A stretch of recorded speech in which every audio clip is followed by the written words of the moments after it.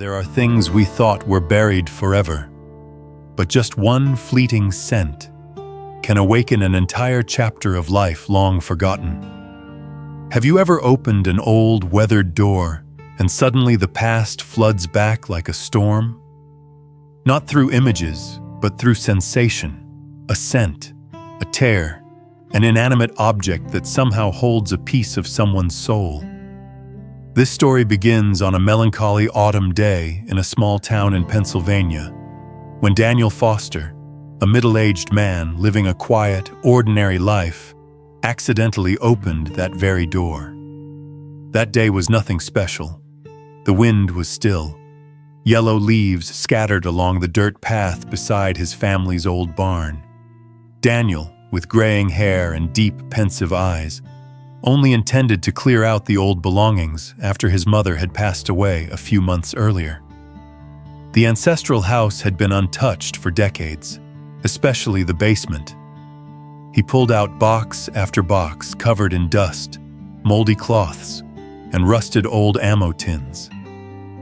And then, in a dark corner, hidden behind a thick layer of cobwebs, he saw a dark oak chest, sealed shut with old-fashioned handmade nails. The chest had no lock, but the hinges were so rusted that every attempt to pry it open made it groan, as if it were in pain from being disturbed. When Daniel lifted the lid, the scent of time rushed into his face, a strange mix of rotting wood, old tobacco, and something sweet but unfamiliar. Inside were wartime mementos of his father, James Foster, who had served in the U.S. Marine Corps during World War II. Daniel had never truly understood his father's past. The man had been quiet, reserved, so withdrawn he was almost invisible in his own home.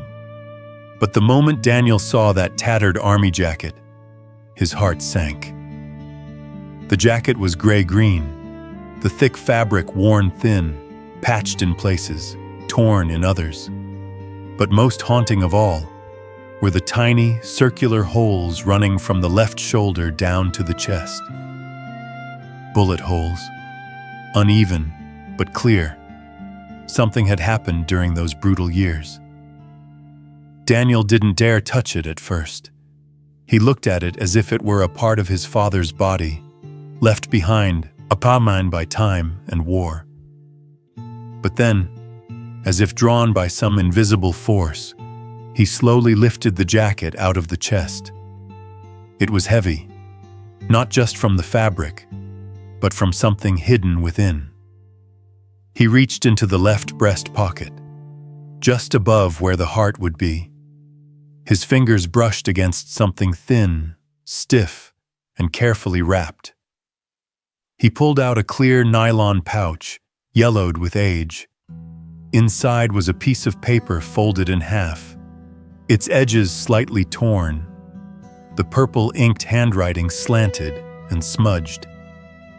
But the moment he unfolded it, a strange scent rose instantly. Jasmine. But not ordinary jasmine. This scent was warmer somehow, as if blended with musk and a hint of spice. Impossible. Daniel froze. How could a scent remain intact after nearly 80 years? He brought the piece of paper closer to his nose. There was no mistake. This wasn't the smell of time. It was the scent of a woman.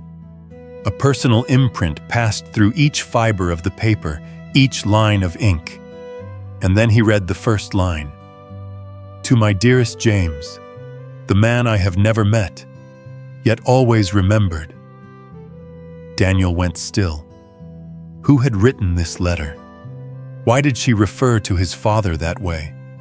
And why was it hidden in a blood-stained jacket? Curiosity turned into confusion. The words in the letter were trembling, emotional yet graceful and elegant, like someone well-educated. Her name was Clara. Clara Thompson, New York, 1944. The letter was written in purple ink, with clumsy erasure marks in places, as if the writer had hesitated, even trembled, while confessing her feelings. Clara explained they were two people writing through the soldier morale program, a kind of emotional connection between frontline soldiers and nurses, students, or volunteer civilians at home. But through the letters, affection grew. Clara began to feel that James was no longer just an anonymous soldier, but someone she longed for each night. If the war ends and you are still alive, meet me at Grand Central Station, June 6, 1945, at 4 p.m. I will carry a handkerchief embroidered with a white jasmine flower. Daniel sank to the cold warehouse floor, his eyes locked on the words. He felt as if he had just peered into the hearts of two people he never knew had existed like that. One question echoed in his mind. Did his father ever go to that train station? Did he ever try to find Clara? Or had he forgotten her? And why was the letter still in the jacket pocket? If it was so important, why hadn't it been answered? Or perhaps he had never even read it. A chilling thought crossed Daniel's mind. Were the bullet holes in the jacket the reason he couldn't make it to the meeting? He carefully placed the letter back into the nylon pouch, folded it just as it was, and returned it to the jacket's chest pocket. It felt like he was completing a sacred ritual, returning something to its rightful place, as if by doing so the past might finally rest. But he knew, from that moment on, his life would never be the same. How could a small piece of paper, still carrying the scent of perfume, awaken a love story thought long lost? And how many more unanswered questions were hidden behind the tattered fabric, the bullet holes, and a woman's unfamiliar name? Daniel didn't know, but he knew one thing. He had to uncover the truth. And that letter was only the first chapter. What do you think? One letter, one scent, and a forgotten story has risen again. Are you ready to open the chest of your own past and see what's been hiding inside? There are loves that don't begin with a glance, but with a shared loneliness on opposite sides of a war. What makes a woman write to a stranger soldier she's never met? What makes her hold on to a name in her heart for decades, despite never receiving a single reply? And what made that final letter remain in a blood-stained jacket, like a message from the past that never got sent? Those questions lingered in Daniel Foster's mind for days after discovering Clara's letter in the old storage room. Each morning he woke up, part of him was driven deeper into the story that fate had placed in his hands. Not out of mere curiosity, but from a strange sense, as if he were the one meant to finish what had been left undone. That afternoon, he returned to the basement, bringing with him a reading lamp, gloves, and a small notebook. He decided to read every letter inside the chest, hoping to find any remaining clues. And he wasn't disappointed. Beneath the jacket, among scraps of fabric and some old maps, was a bundle of letters tied with red thread, clearly once kept with care. He counted 8 letters, all handwritten, all from the same address, 42 Maple Street, Brooklyn, New York. Sender, Clara Thompson. Each letter was like a slice of time, guiding him through the emotional journey of a woman living in the most chaotic era of the 20th century. And the strange thing was, Daniel, though he had never met her, felt his heart stir with every word she wrote. The first letter was remarkably simple. Clara shared that she had chosen to write to James through the Hearts Across the War program, a campaign encouraging women on the home front to write morale-boosting letters to soldiers at the front. But from the very first lines, she didn't sound like someone writing out of politeness. Her tone was sincere, gentle, and carried something uniquely personal. I don't know what you look like, what your voice sounds like, or whether you enjoy coffee in the mornings. But I want to believe that somewhere amidst the bombs and smoke, there is someone who still believes in the tenderness of words. By the second and third letters, emotions grew like waves slowly spreading across a beach. Clara shared more about herself. She was a resident nurse at a military hospital, 26 years old, orphaned young, living alone in a rented home with 2 fellow nurses. She loved jazz, enjoyed evening walks in Central Park, and often wrote her letters at precisely 10 p.m., when the ward had gone quiet. What surprised Daniel was that even though James never responded, Clara continued to write. Week after week, month after month, she sent her letters as if speaking to someone always present in her mind. As if her love did not need a reply to exist. By the 4th letter, emotions were no longer hidden. Clara wrote about recurring dreams in which she saw herself sitting at a train station, holding a small book, eyes fixed on the tracks. She said she didn't know James's face but could imagine his gaze, steady yet sorrowful. She also wrote something that made Daniel's throat tighten. I don't ask anything of you, James. I only want you to know, if you are still alive, that someone is waiting for you. Not because I'm lonely, but because I believe we are connected by something greater than this war. Could love be that real? A love with no image, no touch, only words, yet so deep and sincere it could move a person generations later. Daniel felt his chest tighten. The letters seeped into his very skin, as if he were reading the diary of someone who had poured her entire youth into hoping for a man who might not even exist. And then the 6th letter, dated April 12, 1945. Clara's words were shorter than usual. Her tone seemed tired, but still held that familiar gentleness. She wrote that it had been a difficult week at the hospital, witnessing a wave of severely wounded soldiers arriving from the European front. I saw a man with a wound near his left chest, just as I imagined it might look if you were shot. My heart ached when the nurse called him Jay. But it wasn't you. I know you're still out there somewhere, and I'll wait. And then, the final letter. The one Daniel had first found, wrapped in nylon, tucked in the jacket's chest pocket, dated May 25th, 1945. This wasn't just a letter anymore. It was a rendezvous. If the war ends and you are still alive, meet me at Grand Central Station, June 6th at 4 p.m. I'll be standing under the golden clock, holding a handkerchief embroidered with a white jasmine flower. I will wait, whether it's an hour or the whole afternoon. I won't ask anything. I just want to see you, just once. Daniel set the letter down and took a deep breath. Suddenly, Grand Central Station appeared in his mind, not as a busy, bustling terminal, but as a melancholy stage, with one woman standing still amid the crowd, her eyes fixed on the main entrance. Did Clara really stand there? Did she truly go? And if she did, what was she thinking when the hour passed and James didn't show? No one could answer him.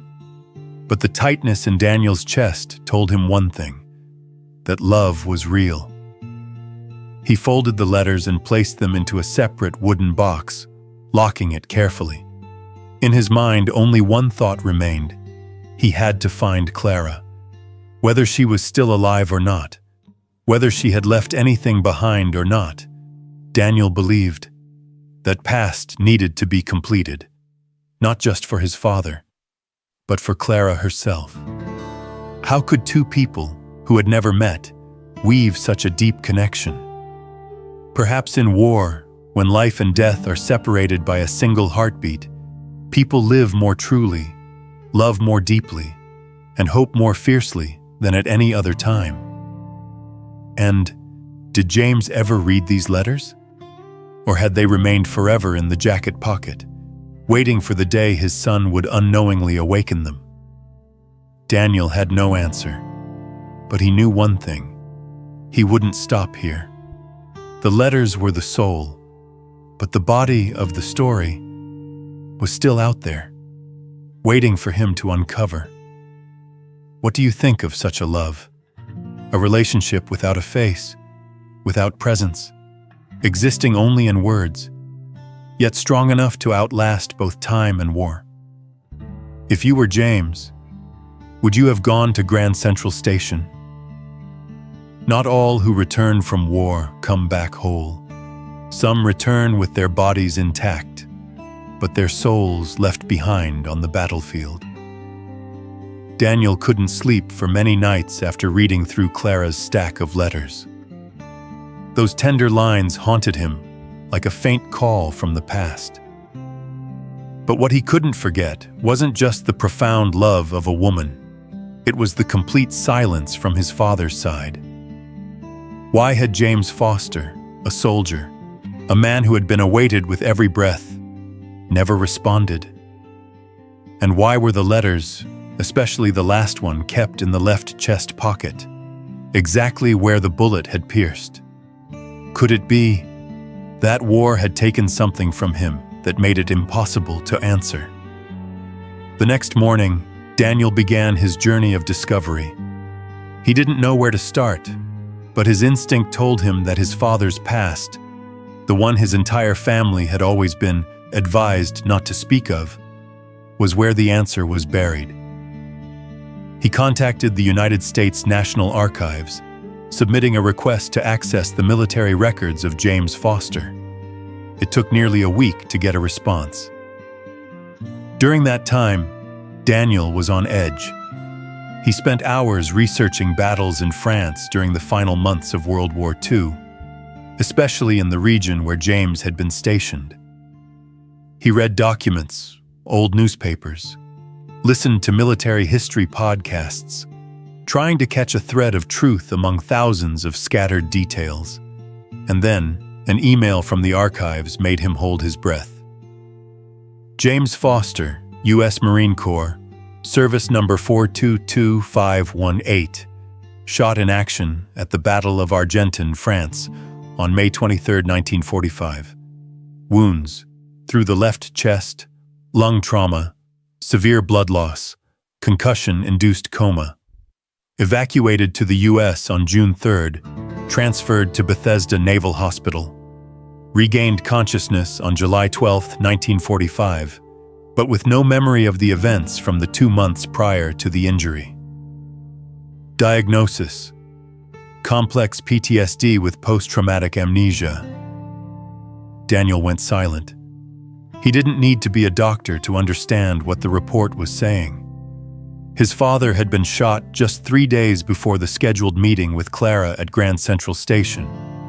He had fallen into a coma, then awakened in a hospital hundreds of miles from New York, with a memory wiped clean, as if someone had erased a chapter of his life. It wasn't that James didn't want to go to the meeting. It was that he had no memory that a meeting had ever existed. A sense of injustice surged in Daniel's chest. He imagined Clara standing still among the crowd at Grand Central, clutching a handkerchief embroidered with a white jasmine flower, eyes scanning the station, heart pounding. And then, hour by hour, each minute heavier than the last, every door opening and closing. But the man she waited for never appeared. And somewhere else that man, James, lay motionless in post-op, carrying a battlefield bullet, and a void in his memory no one ever knew existed. The tragedy wasn't betrayal. The tragedy was separation by fate. Daniel dug through all the family papers. He found an old notebook belonging to his father, written sporadically years after the war. On one short page, a scrawled line read, "I keep dreaming of a woman who smells like jasmine, but I can't remember her face." Just one line. But it was enough for Daniel to understand. The memory of Clara was still there. Not clear, not whole, but lingering as a haunting feeling. A scent, an unnamed absence. Could it be that the final letter had never been opened when received? Maybe James had tucked it into his chest pocket as a lucky charm, intending to read it after the battle. But then, that very battle became the moment fate intervened, the bullet cutting through both memory and heart. And yet something still troubled Daniel. If James remembered nothing, why had he kept the letters? Why not discard them like everything else unrelated? Could there have been a subconscious part of him that knew the letters were important? That something remained unfinished? Daniel remembered the time after his mother passed, when he lived alone with his father. The man had grown more silent than ever. Once Daniel saw him sitting alone in the garage, fingers tracing an old piece of paper he quickly hid when his son entered. Now, Daniel believed, it had been one of Clara's letters. Maybe he hadn't dared to speak, hadn't dared to face the lost memories. Or maybe he feared that if he did, something sacred would shatter. War doesn't only kill those left behind on the battlefield, it also robs the survivors of the most beautiful parts of themselves. For James, the war stole his chance to love, stole a promise he never got to fulfill.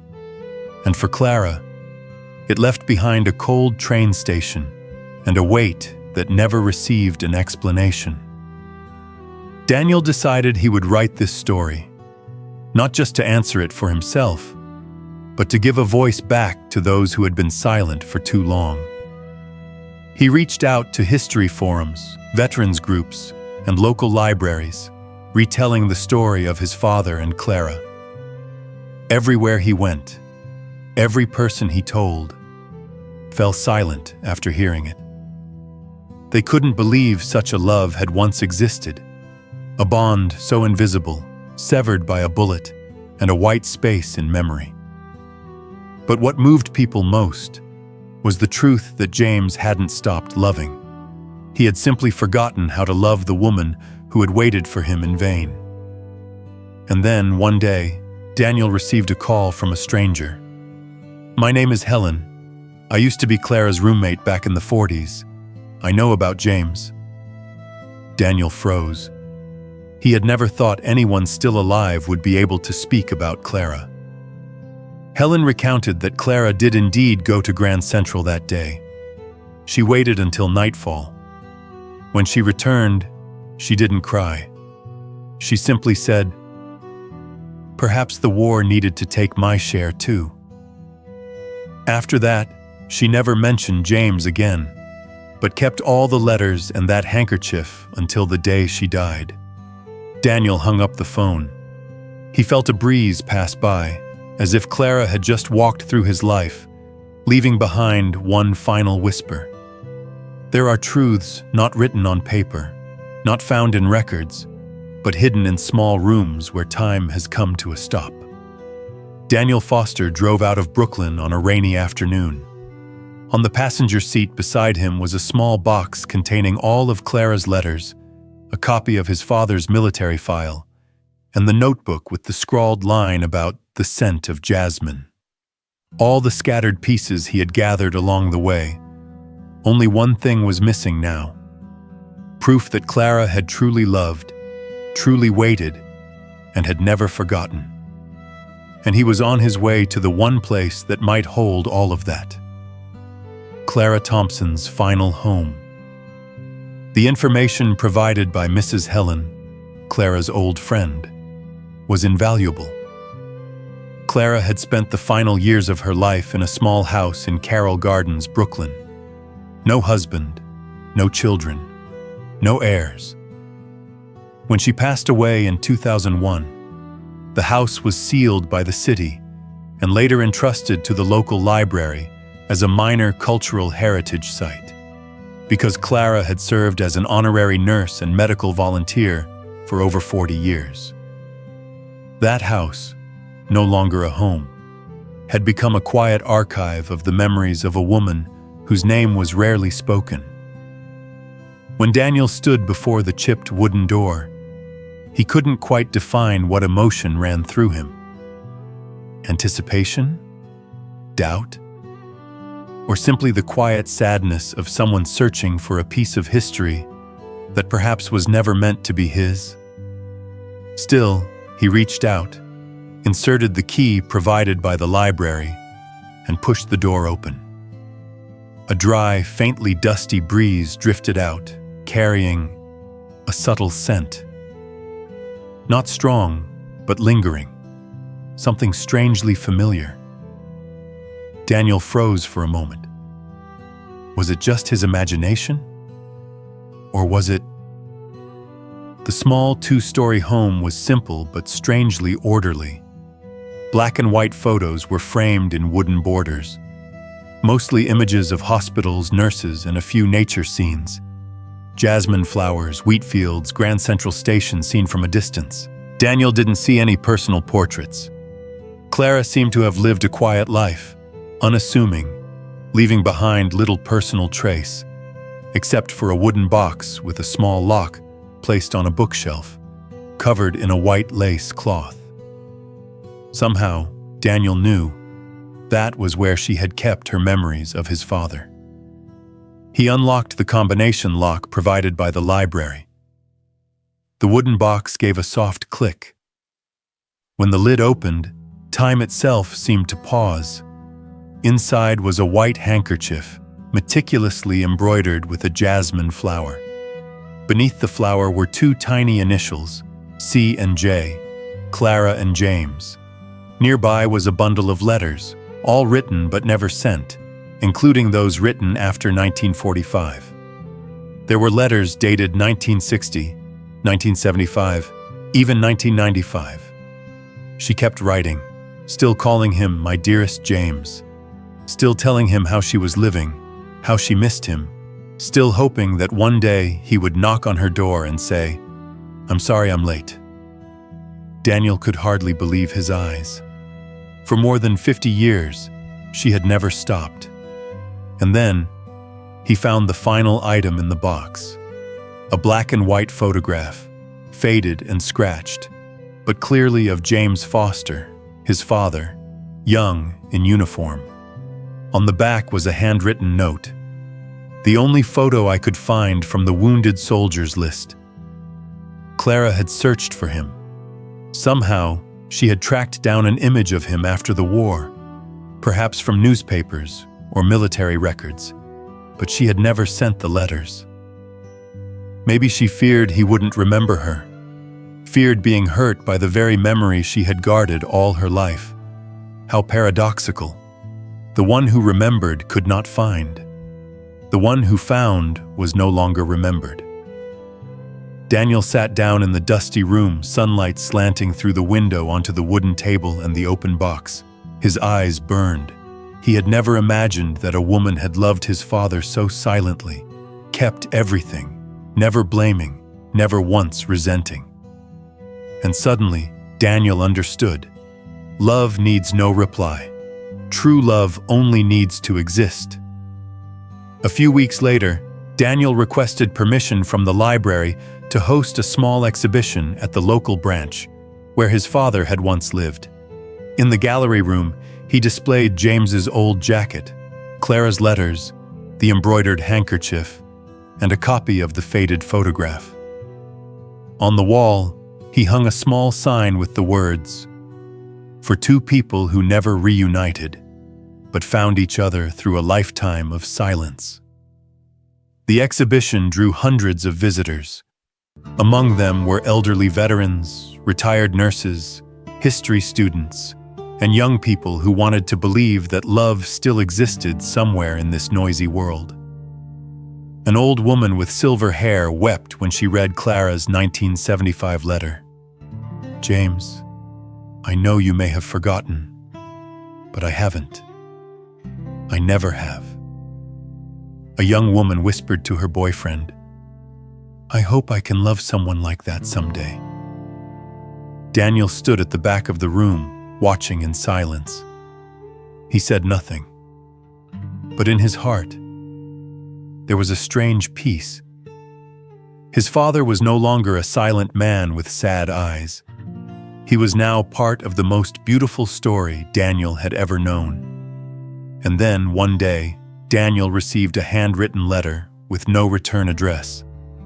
Inside was a small piece of paper with only one line: "Thank you for telling the story on my behalf. H." He knew it was from Helen. Perhaps she didn't want to go public, but she had been watching.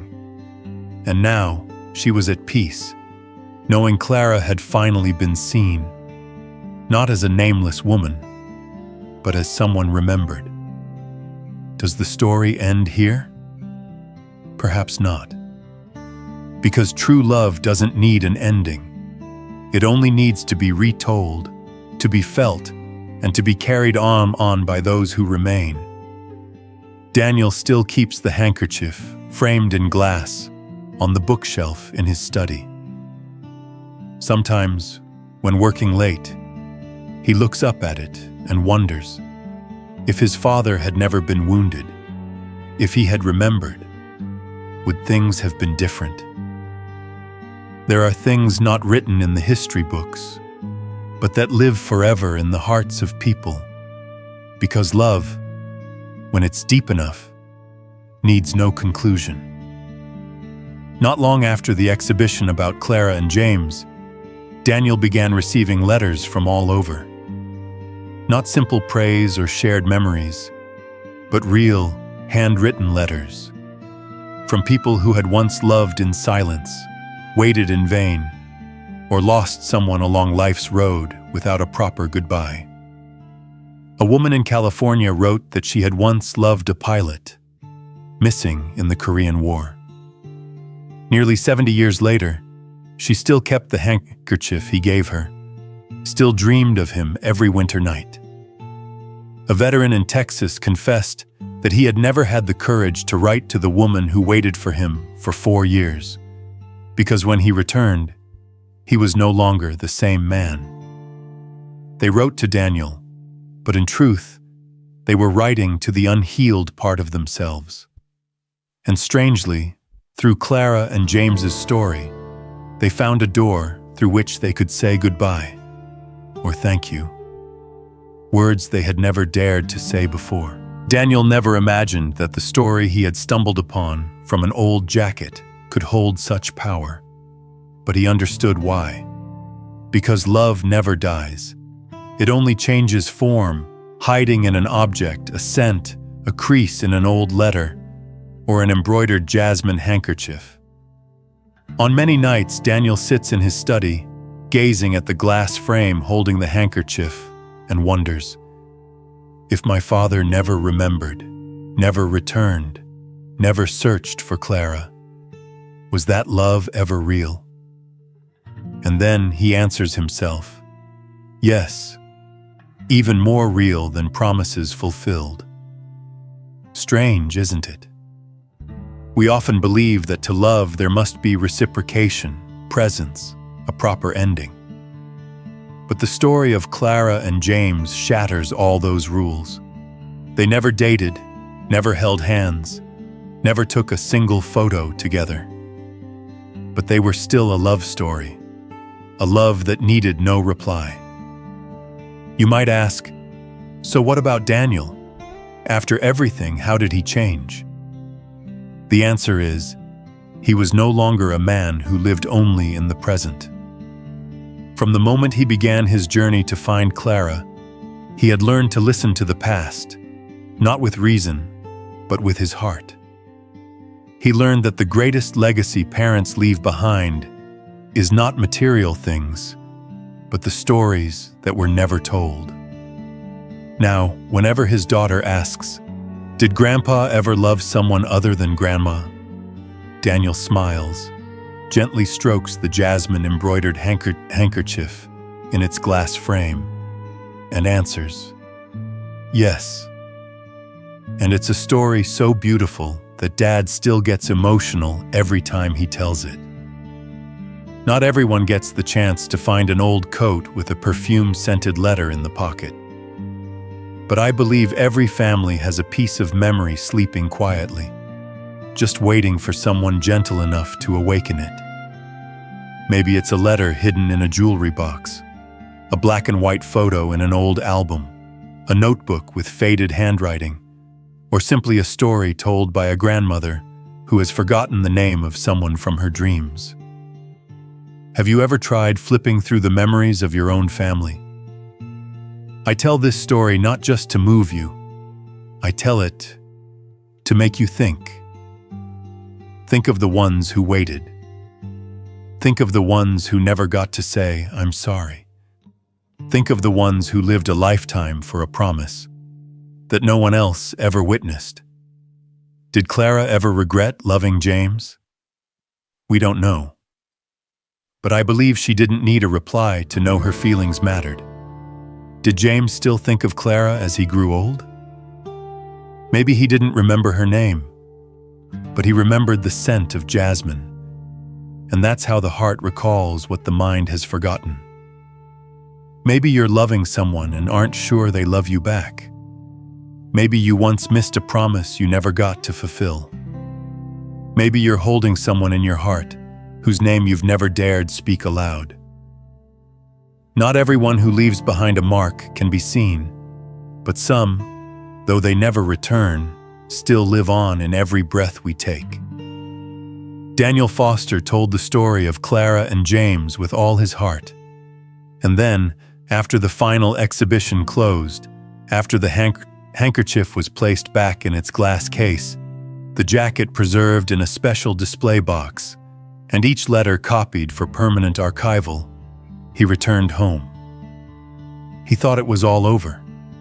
But strangely, from that moment, a feeling began to grow inside Daniel. A sense of something missing. Not grief, but a quiet emptiness.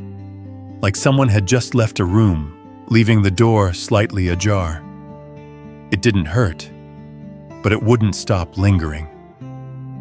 Was it possible the story hadn't truly ended? One evening, while Daniel was rewatching the footage he had filmed during the exhibition, his 10-year-old daughter, Emily, sat beside him. She tilted her head and asked, "Daddy, if Grandpa forgot Clara, and Clara never saw him again, then who remembers them for the rest of their lives?" Daniel paused. He turned to look at his daughter, smiled, but didn't answer right away. That question, so childlike, became the one that haunted him for weeks. Yes. Who remembers? After all of it, who will carry it forward? We often think that memories are things to keep to ourselves, locked away, buried deep, sealed with time. But Daniel realized, if no one tells it, if no one passes it on, then a love like Clara and James's, no matter how beautiful, will disappear into silence. And the miracle was, he wasn't alone. The people who came to the exhibition, who sent letters, who listened to the story, they had become the keepers of a nameless memory. So Daniel began a new project. He created a website called Letters That Waited, where people could submit letters that were never sent, unfinished feelings, unfulfilled promises, memories buried by time but remembered by the heart. In the first 3 months alone, over 1,200 letters arrived. A wife wrote to a husband who had died of cancer. An 80-year-old man rewrote a letter he meant to send in 1963 to his first love. A retired soldier wrote to his younger self. Daniel was no longer just a storyteller. He had become a guardian. And then, one day, while checking the anonymous submissions folder on the website, he saw a very unusual email. No subject, no message. Only one attachment. 4CAN-J PDF. Curious, Daniel opened it. It was a poem, You never came, but I still stood there among 1,000 strangers, just to find one familiar gaze. I don't blame you, for I know war makes no promises, but the love I had for you never needed an excuse. The poem was unsigned, but Daniel knew exactly who had written it. Mrs. Helen, Clara's friend. Perhaps she had followed the story all the way to the end. Perhaps she was the one who had witnessed Clara's final years spent quietly with her memories. And now, in her own way, she had placed the final period on that journey, not through narration, but through poetry. A farewell long delayed, yet no less profound. And so Daniel knew, finally, Clara and James had someone to bear witness, not just through presence, but through remembrance. Their love had become a legacy, not written in bloodlines, not preserved on legal documents, but kept alive through story, through letters, through memories passed on. 1 year later, Emily, Daniel's daughter, created her elementary school graduation project. Her topic, A Love I Never Met. Emily told the story of Clara and James to her class.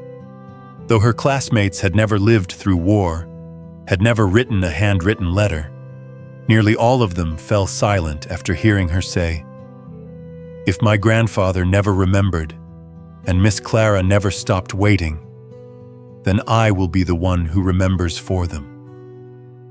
The story had come full circle. From a battlefield in 1945 to a small classroom in 2026. From a faint jasmine scent lingering in a coat pocket, to a story retold on a school stage. We do not live by the present alone, but also by what once made our hearts race. You've been here through this entire journey, from the moment a bullet-riddled coat was unbuttoned, to when a perfume-scented letter revealed a love no one expected. You've walked with me through slices of time, through unsent lines of ink, through souls who waited in silence without blame or complaint. And now here you are, still watching, eyes fixed on the screen, heart still beating to a rhythm that perhaps even you don't yet understand. Pause, take a deep breath, and ask yourself, what story am I still keeping in my heart? Maybe it's a friend you once loved, but never dared to tell. A message written, but never sent. A farewell that came without a goodbye. A gift you planned to give, but the moment passed. A loved one who's gone, but to whom you never said thank you. And maybe a part of you still lives in that space. I'm not saying you have to share it. No. No one can force a memory to leave its shelter if it's not ready. But let me ask, if you were to write just one line right now, even anonymously, even without perfect words, might you feel just a little lighter? It could be something like, I miss you. I wish I had turned back. I wish I had been braver back then. After telling the story of the love letter hidden in a war-torn coat, I couldn't help but place my hand on my chest and wonder, how are we living with the things left unsaid? Clara spent a lifetime writing to someone who never replied. James carried an incomplete memory to his final breath. And Daniel, the one who thought he was merely a witness, became the bridge between two ends of a past nearly erased by time. The greatest lesson here is this. Love, if it is sincere enough, will find a way to exist. Even without a reply. Even without being whole. You don't need to wait for someone to listen before you start speaking. Sometimes, saying something to yourself is already the first step to healing. And sometimes you, through your seemingly private story, may help someone else heal a piece of their own pain. So I invite you, leave a comment. It could be a reflection, an old story, something you've never told anyone, or simply, I was here, I understand. And if you felt this story mattered, please share the video or subscribe to the channel, not for the algorithm, but because we need more moments like this, where we simply listen to one another. Because somewhere out there, someone is waiting to hear a story just like the one you've just heard. Be the one who continues the story. Be the spark. Be the keeper. I read every comment, and I believe one day I'll tell your story right here on this very channel. Thank you for staying until the final second. You deserve to be loved, remembered, and heard.